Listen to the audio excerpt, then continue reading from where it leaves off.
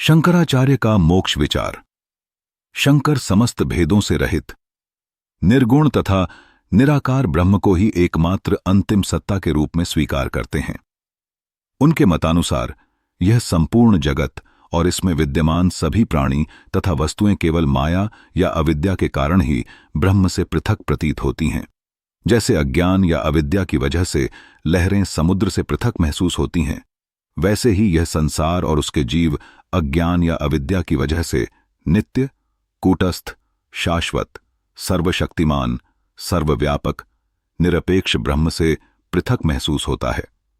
अपने मूल रूप में आत्मा तथा जीव ब्रह्म से भिन्न नहीं है, किंतु अविद्या के कारण वह अपने आप को उससे भिन्न समझने लगता है। पारमार्थिक दृष्टि से केवल ब्रह्म ही वास्तविक सत्ता है, जगत नहीं।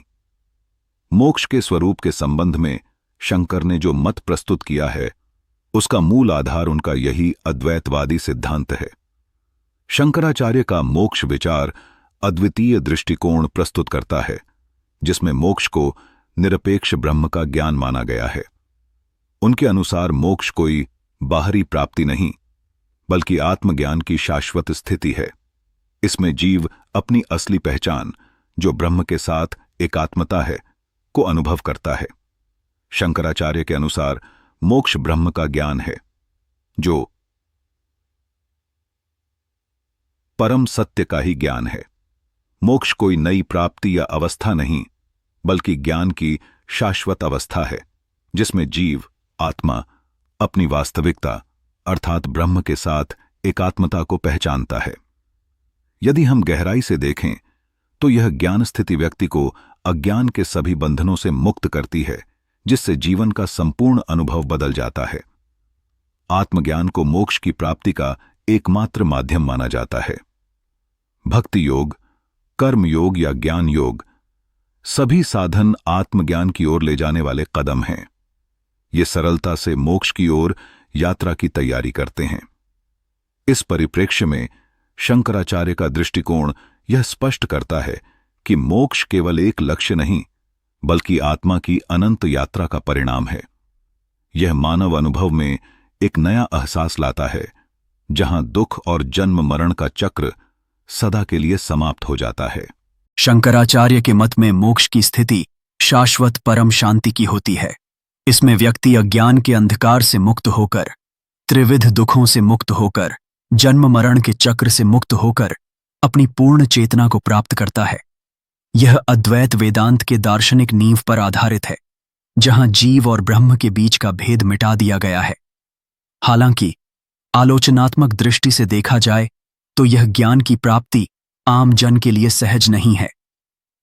आत्मज्ञान की कठोर साधना और गुरु का मार्गदर्शन इसकी अनिवार्य शर्त बनता है। मोक्ष की प्राप्ति का माध्यम केवल आत्मज्ञान, सेल्फ नॉलेज है। अन्य सारे साधन जैसे कर्म योग, भक्ति योग, तप आदि केवल आत्मज्ञान के लिए तैयारी का काम करते हैं। शंकराचार्य का यह ज्ञान प्रधान दृष्टिकोण कर्म और भक्ति की भूमिका को सीमित दृष्टि में देखने जैसा भी हो सकता है, जबकि दूसरे दार्शनिक विचारों में कर्म और भक्ति को मोक्ष की साधना में महत्वपूर्ण माना गया है। इस प्रकार शंकराचार्य का मोक्ष विचार केवल ज्ञानात्मक नहीं, बल्कि अनुभवात्मक भी है। संक्षेप में, यह अद्वैत दृष्टिकोण मोक्ष को ज्ञान की शाश्वत अवस्था मानता है, जो व्यक्ति को आत्मज्ञान के माध्यम से अद्वितीय गहराई में ले जाता है। शंकराचार्य के अनुसार मोक्ष का अर्थ है माया या अविद्या के बंधन से मुक्त होकर अपनी असल वास्तविक पहचान को जानना, जिसके फलस्वरूप दुखों से युक्त जन्म मरण का चक्र सदा के लिए समाप्त हो जाता है। शंकराचार्य ने मोक्ष को निर्विकार और परम शांति की स्थिति बताया है, जहां व्यक्ति अज्ञान के तम से मुक्त होकर अपनी पूर्ण चेतना का अनुभव करता है। इस दृष्टि से शंकराचार्य का मोक्ष सिद्धांत भारतीय दर्शन में अद्वैत वेदांत की केंद्रीय भूमिका को रेखांकित करता है। यह सिद्धांत न केवल आध्यात्मिक गहराई प्रदान करता है, बल्कि आत्म साक्षात्कार की प्रवृत्ति को प्रेरित करता है। उन्होंने मोक्ष के स्वरूप को एक समग्रता में प्रस्तुत किया है, जो बौद्धिकता के साथ साथ अनुभव के लिए भी महत्वपूर्ण है। मूल्यांकन। शंकराचार्य का यह दृष्टिकोण अद्वैत वेदांत की उसकी गहरी दार्शनिक नींव है, जहां ब्रह्म और जीव में कोई भेद नहीं होता। यह दृष्टिकोण आध्यात्मिक एवं दार्शनिक रूप से बहुत सशक्त है, क्योंकि यह एकात्मक सत्य की व्याख्या करता है। इस दृष्टिकोण से मोक्ष का स्वरूप ज्ञानात्मक और अनुभवात्मक बताया गया है, जो आत्म साक्षात्कार को प्रमुखता देता है। शंकराचार्य का मोक्ष विचार संसार और माया के बंधनों से ऊपर उठने का संपूर्ण समाधान प्रस्तुत करता है, जो दशा के आधार पर आत्मा के अमर, कूटस्थ, नित्य और अविनाशी होने को रेखांकित करता है। आलोचनात्मक दृष्टि से यह विचार इतना विशिष्ट है कि आम जन के लिए आत्मज्ञान की साधना कठिन हो सकती है, और इसे प्राप्त करने के लिए गुरु की मार्गदर्शन और कठोर साधना आवश्यक होती है। साथ ही मोक्ष को ज्ञान की अवस्था मानना कर्म और भक्ति की भूमिका को सीमित दृष्टि में देखने जैसा हो सकता है, जबकि अन्य दार्शनिक विचारों में कर्म और भक्ति को मोक्ष की साधना में अहम माना गया है।